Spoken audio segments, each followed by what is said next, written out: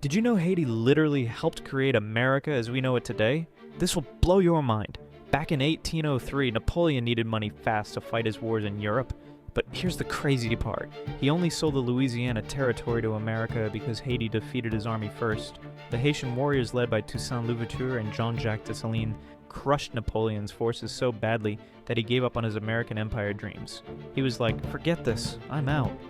So Napoleon sold that massive chunk of land to Thomas Jefferson for $15 million.